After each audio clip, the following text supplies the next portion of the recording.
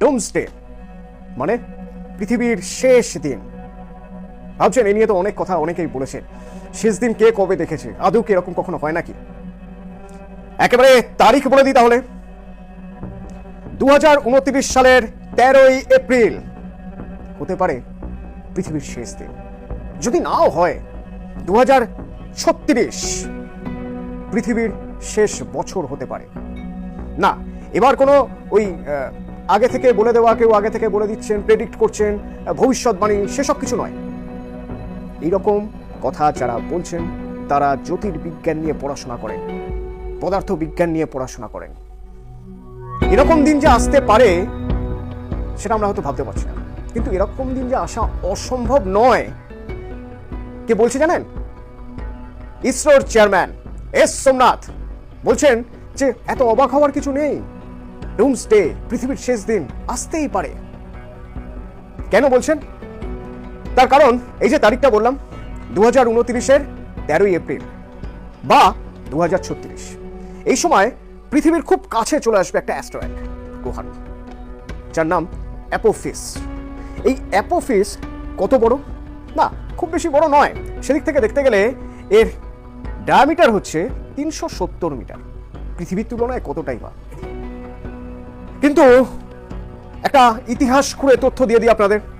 তা হলো এই 1908 সালে 30 জুন 1908 সালের 30 জুন সাইবেরিয়ার কাছাকাছি ঠিক এর চেয়েও কম ডায়ামিটারের একটা গ্রহাণু পড়েছিল। তার ফল কি হয়েছিল? যেখানে পড়েছিল সেই জায়গাটা ছিল হচ্ছে ঘন জঙ্গল। 2200 বর্গ কিলোমিটার, 2200 স্কোয়ার কিলোমিটার এলাকা পুরো মাটিতে মিশে গিয়েছিল। জঙ্গল ছিল, জঙ্গল।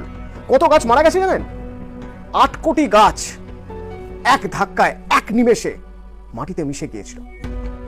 তো এবার ভেবে দেখুন কি হতে পারে, পৃথিবীর কোন কোনায় কতটা প্রভাব পড়তে পারে। বলা হয় নাকি ডাইনোসরাসের অবলুপ্তি ঘটেছিল এরকমই কোনো উল্কাপাতের জন্য বা এরকমই কোনো গ্রহাণু বা অ্যাস্টেরয়েডের ধাক্কার জন্য। তো সেরকম একটা সময় যে আসবে না কেই বা বলতে পারে। আবার সেই ইসরো চেয়ারপারসন এস সোমনাথের কথা ধরেই যদি আমরা বলি, তো এস সোমনাথ কি বলছেন? এস সোমনাথ বলছেন যে তিনি দেখেছেন স্যাটেলাইট চিত্রের মাধ্যমে তিনি দেখেছেন যে জুপিটারে যখন গ্রহাণু আঘাত করেছিল তখন কি হয়েছিল। তার সামান্যতম কিছু যদি হয় তাহলে পৃথিবীর সব শেষ মানে সভ্যতা, মানব সভ্যতা, প্রাণ সব শেষ হয়ে যেতে পারে। হতে পারে হয়তো আংশিক শেষ হচ্ছে। এবার তিনি প্রশ্ন করছেন যে আমরা কেন বলছি যে এরকম হতে পারে না। আচ্ছা, একটা মানুষের জীবন কতদিনের? 70 থেকে 80 বছরের। সেই 70 থেকে 80 বছরের মধ্যে আমরা কতটুকু কি বা দেখেছি? আজ থেকে কয়েক হাজার বছর আগে কি হয়েছে আমরা সেটা অনুমান করছি। আদৌ হয়েছে কি হয়নি আমরা তো জানি না। হতেও তো পারে, যেমন হয়নি এটাও ভেবে নিচ্ছি আমরা, আবার হয়েছে এটাও ভাবা জরুরি। এটা ভাবার কোনো কারণ নেই যে এরকম ঘটনা ঘটবে না। এটা ভাবার কোনো কারণ নেই পৃথিবীতে ডুমসডে আসবে না, পৃথিবীর শেষ দিন আসবে না। কোনো গ্রহাণুর সঙ্গে সংঘাতে বা কোনো গ্রহাণু আমাদের পৃথিবীতে মাদার আর্থে এসে পড়লে পৃথিবীর বিরাট পরিমাণ অংশের ক্ষয়ক্ষতি হয়ে যাবে বা সেই জায়গার যাবতীয় প্রাণ নিশ্চিহ্ন হয়ে যাবে। এটা যে হবে না এটা ভাবার কোনো কারণ নেই বলছেন এস সোমনাথ। তো সেক্ষেত্রে তাহলে কি করা উচিত? যেটা হবে সেটাকে আটকানো কোনো রাস্তা নেই। তো একটা শিল্ড তৈরি করতে হবে পৃথিবীর উপর। আদৌ কি সেরকম শিল্ড তৈরি করা সম্ভব?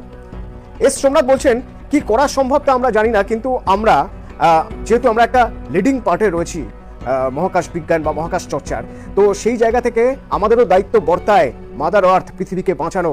আর তার জন্য ইসরো চেষ্টা করে যাচ্ছে এবং অন্যান্য মহাকাশ বিজ্ঞান নিয়ে যারা কাজ করছে, নাসা বা নাসার মতো অন্যান্য সংস্থা, তারাও চেষ্টা করে যাচ্ছে। তো কিভাবে চেষ্টা করা যায়? একটা উপায় আছে, তা হলো কোনোভাবে যদি ওই অ্যাস্টেরয়েডের গতিপথ ঘুরিয়ে দেওয়া যায়। কারণ পৃথিবীর গতিপথ ঘোরাতে পারবেন না, সেটা কোনোভাবেই সম্ভব নয়। আর যদি ধরে নিই তর্কের খাতিরেও যে কোনোভাবে কোনো অঙ্কের জটিল হিসেবে সেটা সম্ভব হলো, তাহলেও যে কারণে যেভাবে আমাদের লাইফ সার্কেল চলছে, সেই ইকোসিস্টেম, লাইফ সার্কেল সব কিছু নষ্ট হয়ে যাবে। সুতরাং এটা সম্ভব নয়। তাহলে যে অ্যাস্টেরয়েড আসছে তার গতিপথ কোনোভাবে সরাতে হবে, অন্তত পৃথিবী থেকে যাতে তাকে সরিয়ে দেওয়া যেতে পারে। তার জন্য দরকার শিল্ড, আর সেই শিল্ড রাখতে হবে আমাদের অরবিটে, আমাদের কক্ষপথে। তো সেই শিল্ড তৈরি হবে কিভাবে? স্পেস স্টেশনের মাধ্যমে তৈরি করতে হবে। কেউ জানেন না, কিন্তু বিজ্ঞানীরা জানেন। তারা চেষ্টা চালাচ্ছেন এবং তারা বিশ্বাস করেন যে 2029 কেন, 1 বছরের মধ্যেও যদি কোনো গ্রহাণু বড় কোনো আঘাত হানে আমাদের পৃথিবীতে, তাহলে তার হাত থেকে বাঁচার উপায় আমাদের বার করে ফেলেছি বা বার করে ফেলবই খুব তাড়াতাড়ি। তার কারণ পরীক্ষা নিরীক্ষা চলছে। আমরা জানি না, সবকিছু সবার জানার কথা নয়, কিন্তু মহাকাশ বিজ্ঞানীরা সেই পরীক্ষা নিরীক্ষা চালিয়ে যাচ্ছেন। তার কারণ তারা বিশ্বাস করেন ডুমসডে অনিবার্য, আটকানোর ক্ষমতা আমাদের নেই। তো সেই দিন মাদার আর্থকে রক্ষা করতে হবে। সেটা 2029-এর 13 এপ্রিল হতে পারে, 2036 হতে পারে, অ্যাপোফিস না হলেও অন্য কোনো অ্যাস্টেরয়েডও হতে পারে, কিন্তু অবশ্যম্ভাবী কোনো না কোনো দিন ডুমসডে আসবে, আর সেদিন মাদার আর্থকে রক্ষা করতে হবে। তার জন্য কিভাবে কাজ করা যায়? ইসরো কাজ করছে, নাসা কাজ করছে, পৃথিবীর কোনায় ছড়িয়ে থাকা সব মহাকাশ বিজ্ঞানীরা কাজ করছেন, কারণ তারা বিশ্বাস করেন তারা সফল হবেন।